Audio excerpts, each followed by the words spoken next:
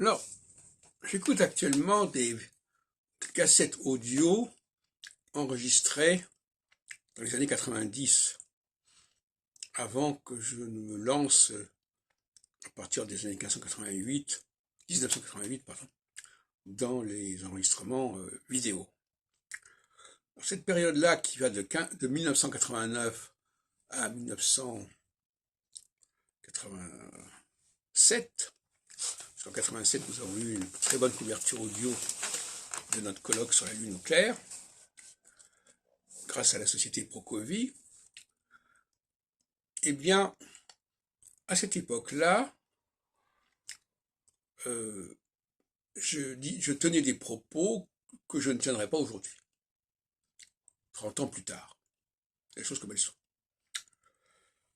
Je développais l'idée de cosmothérapie, dont je parle d'ailleurs largement dans la réédition de Clés pour l'astrologie de 1993. 91-93, c'est une sorte de crise personnelle, si on peut dire, intellectuelle, par rapport à l'astrologie. Et c'est à ce moment-là que je tiens des propos très relativistes sur la valeur de l'astrologie. Très subjectifs, enfin, je veux dire. Où les gens sont envoyés à leur imaginaire. Je dis souvent à ce moment-là, l'astrologie est plus un système de communication qu'un système d'information. Et bon, je suis revenu là-dessus, mais c'est une période comme ça où on ne croit pas qu'on peut toucher réellement à la réalité de l'astrologie en tant que telle, et où par conséquent il s'agit surtout d'un sentiment subjectif qui vaut ce qu'il vaut. Et en 86, dans cette période quand même, j'ai publié tout un travail sur l'instrumentalisation du cosmos, c'est-à-dire dans l'ouvrage Histoire de l'astrologie avec Serge Hutin, aux éditions Artefacts, Verrier, etc. Là aussi, je suis obligé de prendre de la distance par rapport à ce que j'écrivais à l'époque, dans cette période entre 86, 87, 88, 89, etc. Et l'instrumentalisation, ça voulait dire, les astres n'agissent peut-être pas sur nous, mais finalement, c'est nous qui nous servons des astres pour leur faire dire ce que nous voulons.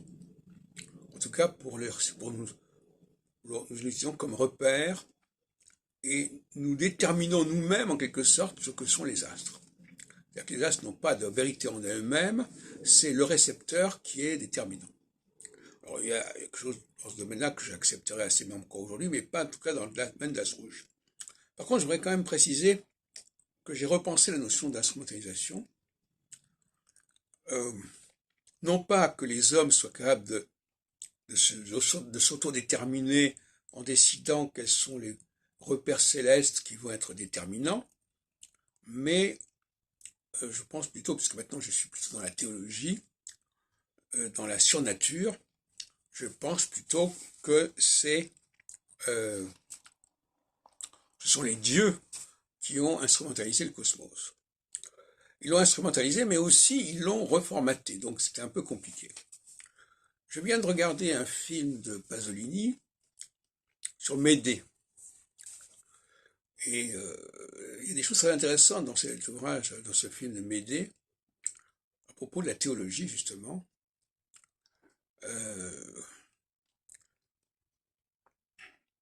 C'est-à-dire que Médée, dans ce film, on nous met en garde contre le fait de mettre sur le compte de la nature ce qui est sur le compte des dieux.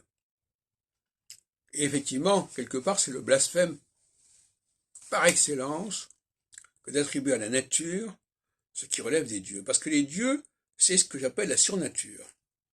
Et alors on ne plaisante pas avec ça.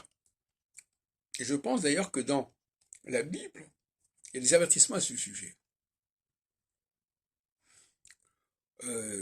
Mettre sur le compte des dieux la nature, c'est inacceptable pour le judaïsme, pour moi.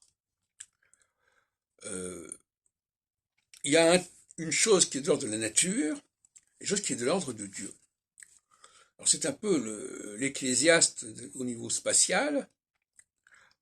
Il y a un temps pour chaque chose, mais il y a aussi un temps, il y a aussi un espace qui est pour les dieux et un espace qui est pour la nature. Et il ne faut pas les confondre.